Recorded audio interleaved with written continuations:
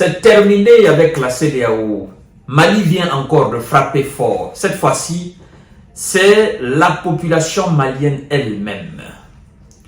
Vous savez, parallèlement à la nébuleuse organisation CEDEAO, j'appelle nébuleuse parce que elle ne répond plus aux critères d'une organisation qui serait mise en place pour répondre aux aspirations des différentes populations, des différents États membres de la CEDEAO.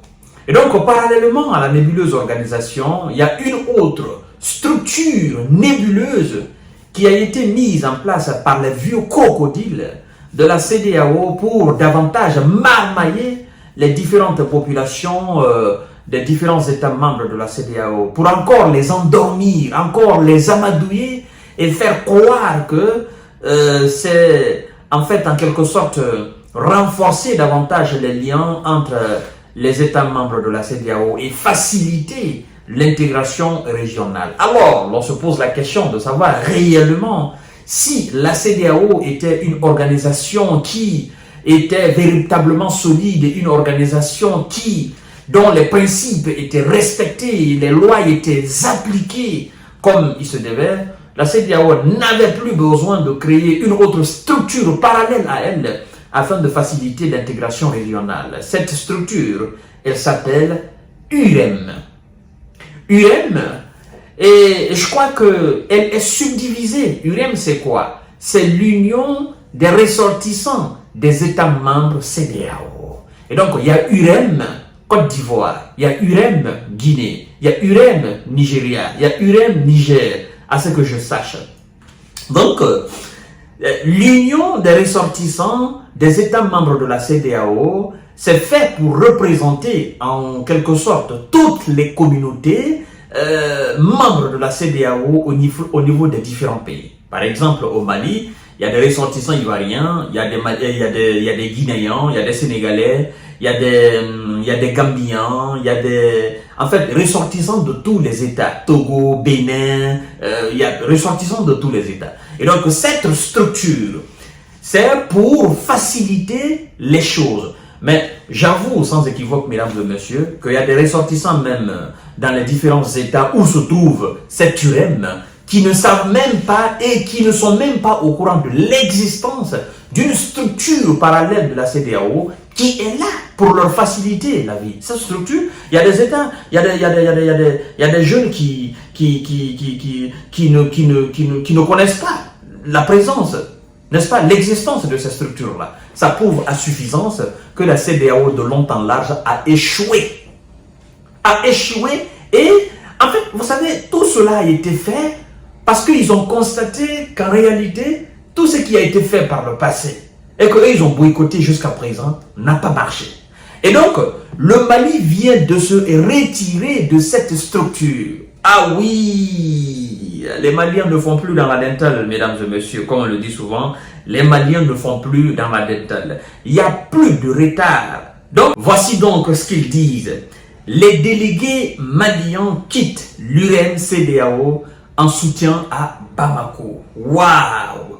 Le retrait aura lieu avec effet immédiat, selon une lettre rédigée le 29 juillet par les délégués maliens mandatés par le Haut Conseil des Maliens et adressée au président de la section. Voilà, c'est pourquoi je vous ai dit, il y a plusieurs sections. Il y en a pour la Côte d'Ivoire, il y en a pour les autres pays. Donc ça, c'est la section Côte d'Ivoire. Ça a été annoncé et laissez-moi vous dire, c'est au niveau de tous les États qui sont encore dans la CEDEAO.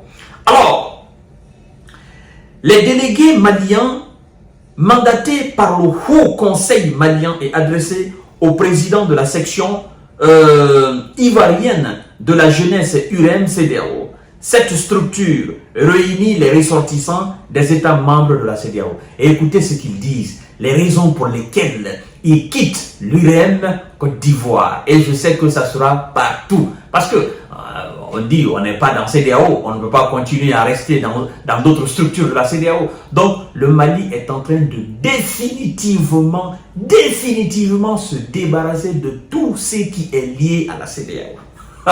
C'est un voyage, pas de retour. Voilà.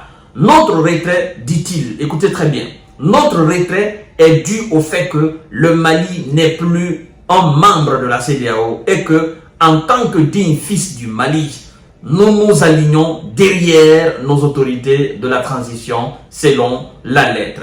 Le Mali ainsi que le Niger et le Burkina Faso, vous savez, ont annoncé leur décision de quitter la CEDEAO en janvier 2024. Le retrait ne serait effectif qu'en 2025 dû aux procédures juridiques, n'est-ce pas, mesdames et messieurs? Alors, vous voyez, donc, c'est pourquoi hier j'ai fait une émission où j'ai mentionné clairement que la mission de M. Abdoulaye Bathily, commissionnaire, n'est-ce pas, commissionné par M.